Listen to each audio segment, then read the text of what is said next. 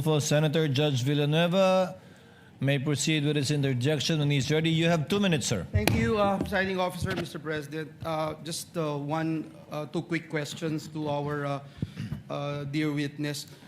Your Honor,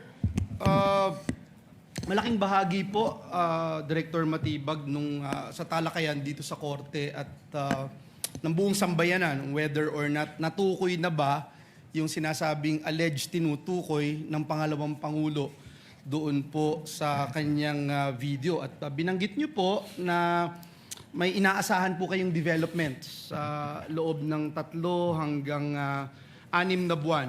Maaari po ba niyong paliwanag, Director, sa pangkalahatan lamang po kung ano po yung layunin ng mga natitira pang bahagi sa investigasyon po ninyo? Just to clarify lang po, no? Kasi when you testified that the individual's identity will become clearer, does it mean, sir, that the Bureau is now focused on confirming or verifying the identity of a particular individual referred to by the respondent rather than determining whether such person exists in the first place? Kumbaga po, yung tanong lamang po dito sinasagot po ay sino na yung kinontrata rather than hindi po yung meron nga bang kinontrata? Your Honor, dalawang bagay po para makarating po tayo dun sa kasagutan sa inyo pong katanungan. Una, sinabi ko nga po with certainty, meron kinontrata. Ano po yung basihan? Mismong ang Vice Presidente na publicly, it is an extrajudicial admission na tinanggap na niya at sinabi na niya na mayroon akong kinausap na mag-assassin o mamamatay tao para patayin ang presidente at siya ay pumayag. So that is an admission na meron po. Pangalawa, bakit po natin tinutukoy at tinahanap? Dito na po pumapasok yung kailangan natin siyang makuha, hindi upang sabihin na kami talaga ay nag-usap ni Vice Presidente. Kasi yun naman pong sinasabi ko nga, yung pag-uusap na may papatay at hindi naman nagawa, wala naman po tayong pinag-uusapan na krimen doon. Pero ano po ba ang tinutugunan namin sa paghahanap namin sa tao na yon, sa individual na yon? Yun na po yung sinasabi namin that we have to address the issue of national security, the safety of the President, which is a primary mandate of the National Bureau of Investigation. So pagkat ang banta po sa Pangulo, kapag ito ay seryoso tulad po nitong banta na ito rin po ay magdadaos ng ligalig, kaguluhan, at disrespect po sa ating law and order. And that is the very purpose of the existence of the National Bureau of Investigation. Yung binanggit niyo na may mga persons of interest, so yun nga po, no? Tinutumbok na po nito na nandun na po kayo dun sa sino ang kinontrata rather than meron nga bang kinontrata. Tama po, Your Honor. Thank you, Director Matibag. Nabanggit niyo po kahapon din yung parte ng network ng respondent na tinatawag na Davao Death Squad. Batay po ito dun sa ebidensyang nakalap po ninyo, sabi niyo sa NBI, at meron po kayong nakikitang impormasyon na nagsasabi gusto kong malaman kung meron po kayong nakikitang impormasyon na nagsasabi na aktibo pa rin po ba ito noong 2024 kaya naging part ito ng inyong assessment sa kapasidad ng respondent? Sa amin po investigasyon lumalabas na meron pa pong mga existing. At katunayan, without naming names, ganito po, ilagay na natin sa konteksto na nagsimula po kami sa maraming pangalan and we narrowed it down. Siguro ito na inaantay ng marami rin na finally ma-identify natin. We are narrowing it down already to less than 20 individuals at may mga pangalan na po kami nito. Sa katunayan po, yung iba po rito, kausap na po namin yung kanilang mga pamilya o kakilala. So, ganun po yung proseso. That's why sinabi ko, baka in 3 to 6 months, we can finally identify kung sino yung personalidad na yun po. Let me wind up, Mr. Presiding Officer. No?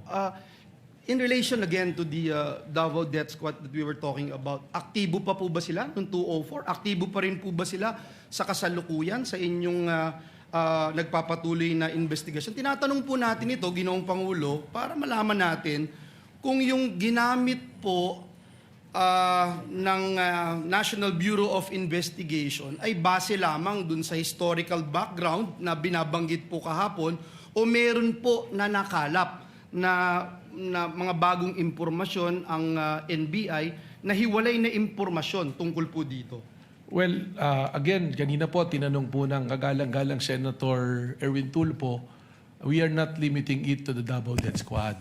Sabi ko nga po, meron pong mga aktibo pa sa serbisyo na men in uniforms at kasama rin po dito ang Vice President Sara Security Group po. So even those who are actively involved right now, men in uniform, is that what you're saying? That is something that I can say because general naman, it will Kindly not go wind to the up. identity. That will be Meron all, po. Mr. Presiding Officer. Thank you, Director Salamat Matibag. po. Salamat. Thank you, Senator Judge Villanueva. Senator Judge Aquino is recognized. You may proceed, sir, when you're ready. You have 2 minutes. Maraming salamat, Mr. Presiding Officer. Isang tanong lang po kay Director Matibag. Doon po sa AO11, nakalagay po doon yung mga miyembro ng task force, no? At yung isang miyembro po doon ay mula sa Transnational Crime Division. Opo.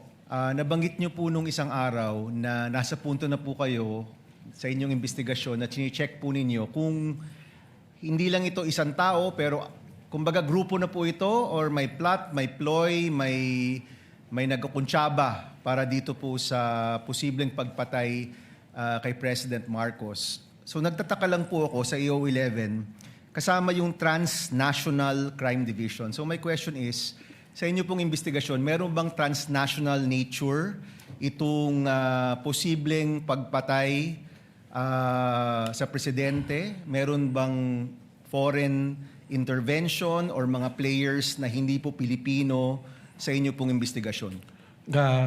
Yan po ay isang sa purpose talaga kung bakit namin isinama para alamin kung sino po. Alam naman po natin, para patayin ng isang presidente, hindi po isa o dalawang tao lang nag-uusap dito.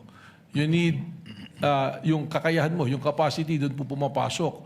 Kailangan ng pera, kailangan ng network, kailangan ng tao.